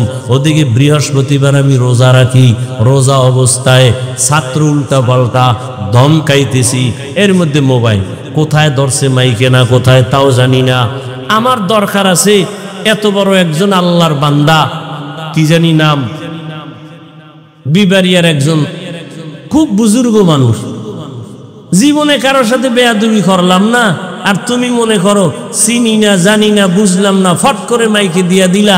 আর কি বললাম না বললাম আল্লাহ ভালো জানেন, না জেনে না বুঝে এটা আমার মাইকে তুমি প্রচার করো, আর বলো আমি বেয়াদবি করেছি।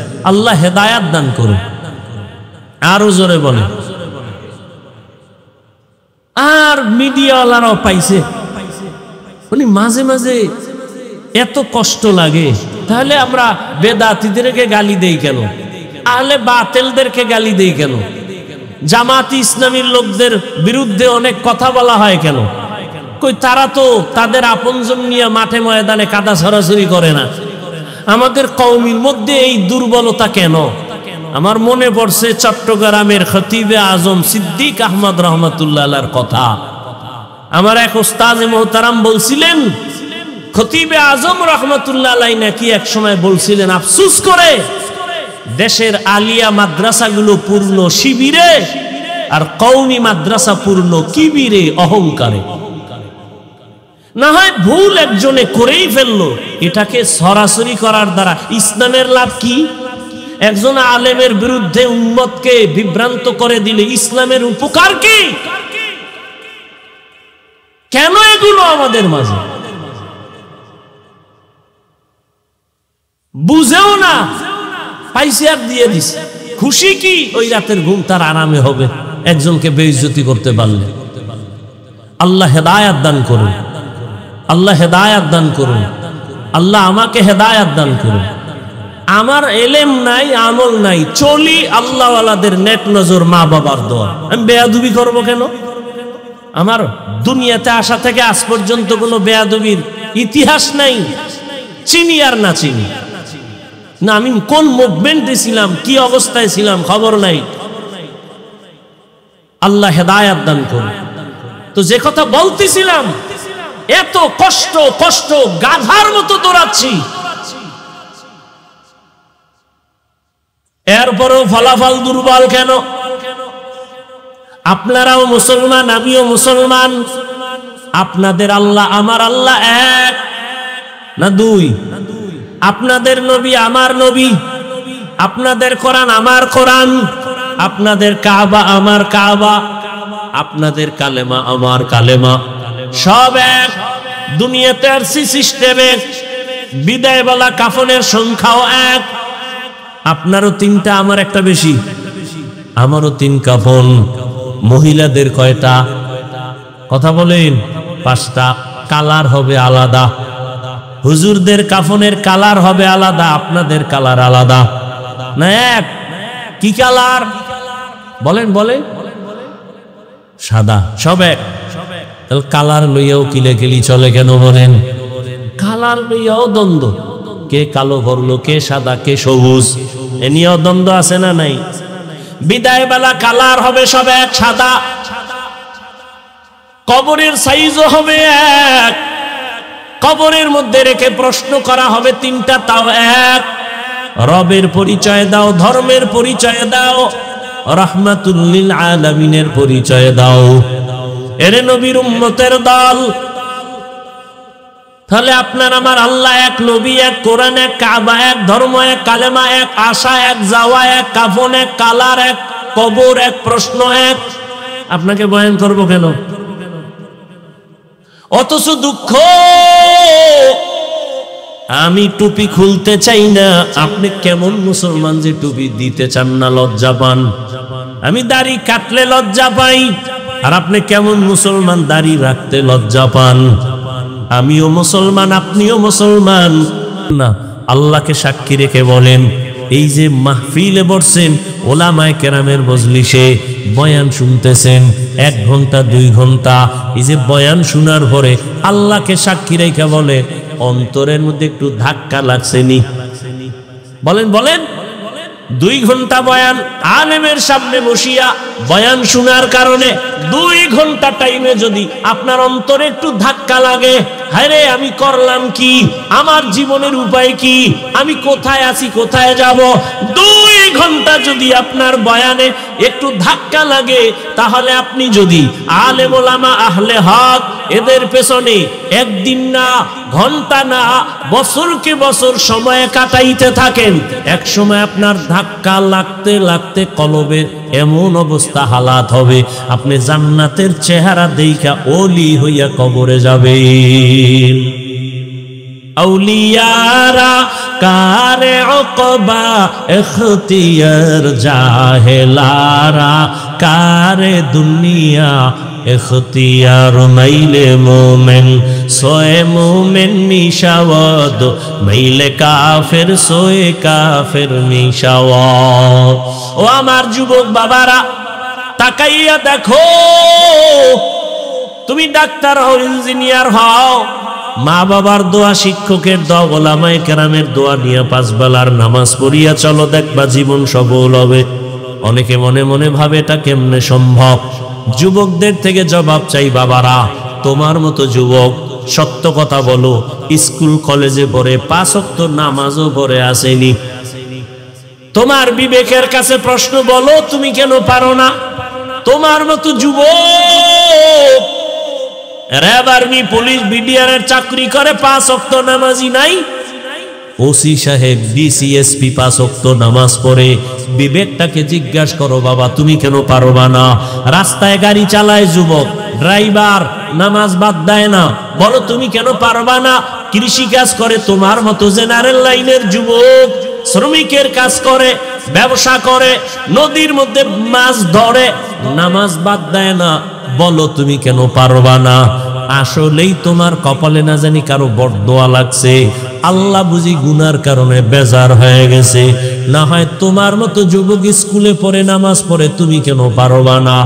তোমার উপরে বুঝি মা বাবা বেজার, না হয় কোনো আলেমের অন্তরে কষ্ট দিছো, না হয় কোনো শিক্ষকের অন্তরে বুঝি কষ্ট দিয়া বরদোয়া নিছো।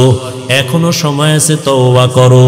ও পর্দার আড়ালের আম্মা জানেরা, বোনেরা, আপনারা কত ধন্য মা, আপনারা আলেমের মায়ের মতো মা, হাফেজে কোরআনের মায়ের মতো দামি মা, আপনারা তো নবীদের মায়ের মতোই, আপনারা তো খাদিজা রাদিয়াল্লাহু আনহার মতো নারী, ফাতেমা রাদিয়াল্লাহু আনহার মতো নারী, আয়েশা রাদিয়াল্লাহু আনহার মতো নারী। আপনার মতো কত মা এখনো আছে অঞ্চলে, 5 ওয়াক্ত নামাজ পড়ে, মোবাইলে সময় নষ্ট করে না, স্বামীর মাল হেফাজত করে, খেয়ানত করে না, নামাজ পড়ে 5 বেলার। আম্মা জানেরা, আপনারা কেন পারবেন না?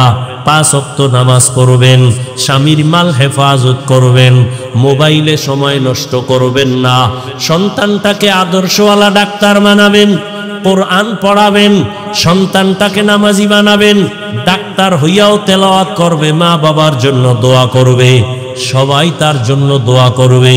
এরে আম্মা জান, এখনো সময় আছে, তওবা করেন। বৃদ্ধ বাবাজি, আপনার মতো কত বুড়া মানুষ মসজিদে গিয়া 5 ওয়াক্ত নামাজ পড়ে, আপনি কেন পারবেন না? এখনো সময় আছে, তওবা করে নেন। মনে মনে আমার আল্লাহকে বলেন, হে আল্লাহ, জীবনে তো গুনাহ কম করি নাই, আমার গুনার খবর আমার মা বাবা আপনজনেরা জানে না, আমার গুনার কারণে আমার হাত না পাক, আমার চোখ না পাক, জিহ্বা না পাক, অন্তর না পাক। ও আল্লাহ, কত নামাজ ছেড়ে দিলাম, মনে চাইছে দাড়ি কাটবো, কেটে ফেলেছি, মনে চাইছে পার্কে যাব, দৌড়ায় গেছি, নামাজ আজান শুনিয়াও পড়ি নাই। আর কত, মরণ তো একদিন হবেই, আজকে থেকে তওবা করে নিলাম। যেখানে থাকি যেইভাবেই থাকি, আর নামাজ ছাড়বো না, দাড়ি আর কাটবো না, বেপরদায় চলবো না। মা বাবার দোয়া নিয়া, শিক্ষকের দোয়া নিয়া, ওলামায়ে কেরামের নেক নজর দোয়া নিয়া নবীজির আদর্শ মতো জীবনটাকে চালাবো। তওবা করার মতো যদি নিয়ত হয়, মুনাফিকি যদি কারো অন্তরে না থাকে, আল্লাহর ভয় অন্তরে নিয়া খাঁটি তওবার নিয়ত যাদের আছে, দুটো হাত আমার আল্লাহকে দেখায় দেই। আল্লাহ, হাতগুলো কবুল করে নেন, তওবা কবুল করে নেন। তওবার উপরে মজবুত হইয়া নবীজির আদর্শ মতো চলার তৌফিক দান করেন, আমিন। আলহামদুলিল্লাহি রাব্বিল আলামিন, والصلاة والسلام على سيد الأنبياء والمرسلين وعلى آله وأصحابه أجمعين.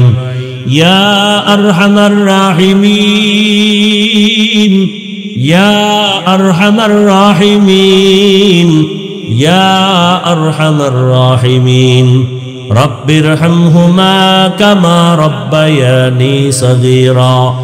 اللهم إنك عفو كريم تحب العفو فاعف عنا.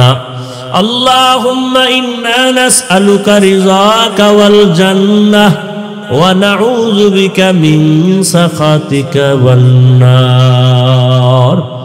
اللهم إنا نعوذ بك من البرص والجنون والجذام وسيء الأسقام. ও দয়ার মালিক, গুনাহের বোঝা নিয়ে আপনার দরওয়াজায় হাজির। কত উলামায়ে কেরাম, কত তালিবুল ইলম, কত মুরব্বি হাজী সাহেব, কত ব্যবসায়ী চাকুরিজীবী, আয় আল্লাহ, কত যুবক, কত ছাত্র, পর্দার আড়ালে কত মা বোনেরা গুনাহের বোঝা নিয়ে হাজির হয়েছি। আয় আল্লাহ, শয়তানের ধোঁকায় পড়ে গুনাহ করে ফেলেছি, গুনার কারণে আমার জীবনটা নষ্ট, আমার হাত না পাক, চোখ না পাক, জিহ্বা না পাক, অন্তর না পাক। তওবার নিয়তে হাত তুলেছি, আর গুনাহ করব না। মেহেরবানি করে আমাদের জীবনের সব গুনাহগুলো মাফ করে দেন। আয় আল্লাহ, আয়োজনে মাহফিল কবুল করে নেন। আয় আল্লাহ, সংগঠন কবুল করে নেন।